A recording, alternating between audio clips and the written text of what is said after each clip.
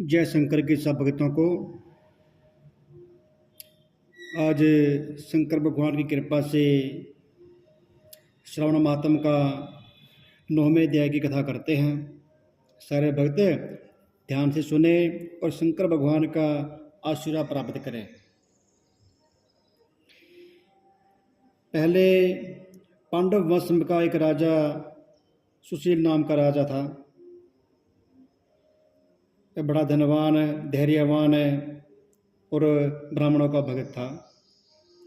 उसकी पत्नी का नाम मुकेशी था, लेकिन उसके यहाँ संतान नहीं थी। फिर उसकी पत्नी मुकेशी ने बहाना कर दिखाया कि मैं गर्भवती हूँ, और उनके ही राजपुरोहित की पत्नी भी गर्भवती थी।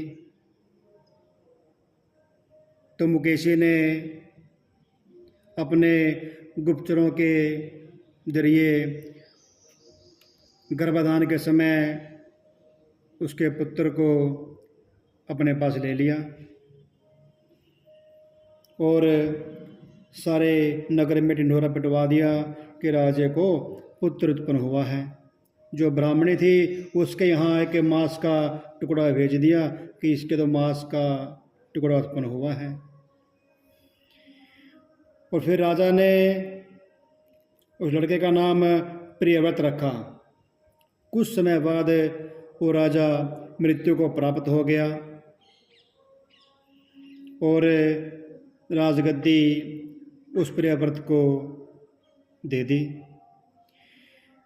कुछ समय बाद प्रियव्रत भी अपने पितरों के उद्धार के लिए गया जी में गया और गया जी में पिंड देने लगा। वहाँ विष्णुपद पर पिंड को देते हुए आश्चर्य हुआ। जब पिंड ग्रहण के लिए 2 हाथ निकल पड़े, ऐसी घटना देखकर वह भूपति विस्मय से संदेह करने लगा, क्या करूं? ब्राह्मण आज्ञा से राजा ने विष्णुपद पर ही पिंड दिया। फिर किसी सत्यवादी ज्ञानी ब्राह्मण ने से पूछा कि ऐसी बातें क्यों हुई। इसके पूछने पर ब्राह्मण देव ने कहा कि हे राजन, ये दोनों हाथ पिता के हैं। ऐसा क्यों हुआ, इसकी बातें माता कहेगी। राजा चिंतन तथा दुखित हो मन में अनेक तरह के विचार करने लगा। यात्रा पूरी कर जहाँ लड़का राजा पहुँचने से जीवित हुआ था, वहाँ जाकर उसी दिन उस गृहस्थी के घर पर पुत्र जन्म का 5वां रोज था। वह स्त्री प्रसूता थी। इस दूसरे दिन लड़का हो जाने पर रात के समय षष्ठी देवी पुत्र को ग्रहण करने आई। षष्ठी देवी के जीविंतिका के पुनः मना करने किया तो षष्ठी देवी जीविंतिका से कहने लगी, हे जीविंतिके, आपको इसकी क्या आवश्यकता रहती है तथा कौन सा व्रत माँ करती है जिस कारण आप रात दिन उसकी रक्षा करती हैं। षष्ठी देवी की ऐसी वाणी को सुनकर जीविंतिका कुछ हंसती हुई कहने लगी, राजा कहने लगी, और राजा भी रात दिन इस निमित्त की जानकारी के लिए जागा हुआ था, सोने का बहाना किए हुए था। उसी समय राजा ने दोनों की सब बातें सुनी।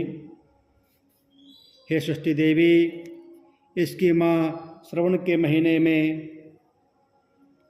महीने की शुक्रवार के दिन मेरा पूजन तथा व्रत करती है, जो सब नियम करती है। उसी नियम को मैं आपसे कहती हूँ।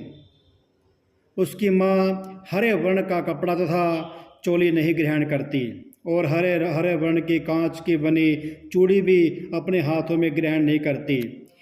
चावल के धोवन से जल को कभी नहीं लांघती। हरे पल्लव के मंडप के नीचे नहीं जाती। हरे वर्ण का हो जाने से करेले का साग नहीं खाती। यही सब मेरी प्रसन्नता के लिए करती है। इसी प्रकार उसकी मैं निरंतर रक्षा करती हूँ तथा उसके लड़के की भी सुरक्षा करती हूँ। यह सब राजा सुनकर सुबह अपने नगर में गया और स्वागत करता वहाँ राजा के नगरवासी तथा देशवासी प्राणी आए। राजा ने माता से पूछा, हे माता, आप जीवंतिका का व्रत करती हैं तो उसकी क्या विधि है? राजा के पूछने पर माँ ने कहा, जीवंतिका व्रत में नहीं जानती। राजा ने गया यात्रा के फल प्रत्यर्थ ब्राह्मणों तथा सुवासिनियों को भोजन कराने की अभिलाषा प्रकट कर उन सुवासिन ब्राह्मणियों के यहाँ भी हरे वस्त्र, हरी चोली और हरे कांच के कंगन आदि पुरस्कार भिजवाए। दूत ने वहाँ यह कहा कि यह सब आप सब राजा के घर में भोजन के लिए आवें। पुरोहित की पत्नी राजदूत से कहने लगी, मैं हरे वर्ण की कोई चीज़ नहीं लेती। पुरोहित पत्नी की ऐसी वाणी सुनकर राजा ने दूत से जाकर कहा, राजा के पुरोहित की पत्नी के लिए रमणीक लाल वर्ण के कपड़े आदि भेजे। पुरोहित की पत्नी इन चीज़ों को ग्रहण कर राजा के घर गई। उसने पूर्व वाले दरवाजे पर चावल का धोवन जल तथा हरे वर्ण का मंडप देखा। वह स्त्री अन्य दरवाजे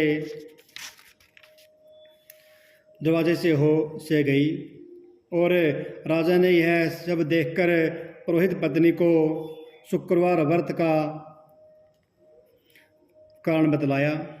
राजा को देखकर उसी समय उसने उसके सतन से दूध बहने लगा।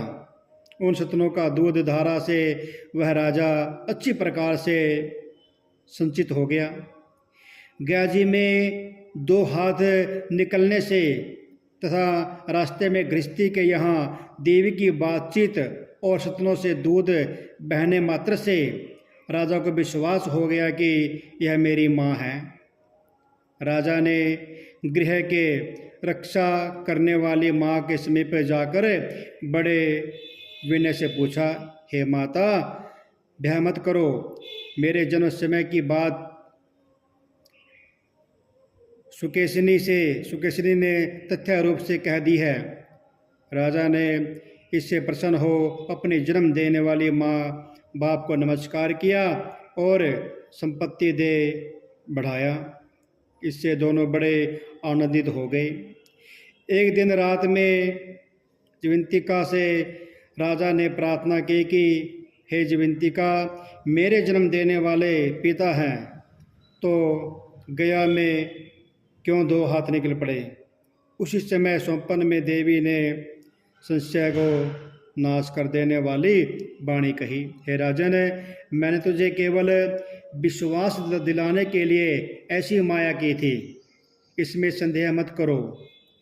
शंकर भगवान ने सनत कुमार से कहा कि हे सनत कुमार, यह श्रावण महीने के शुक्रवार का व्रत के सारे महात्म को कहा। इस व्रत को करने मात्र से प्राणी सब इच्छाओं को प्राप्त कर लेता है। शंकर भगवान अति प्रसन्न होते हैं। बोलो शंकर भगवान की जय। श्रवण महात्म की जय।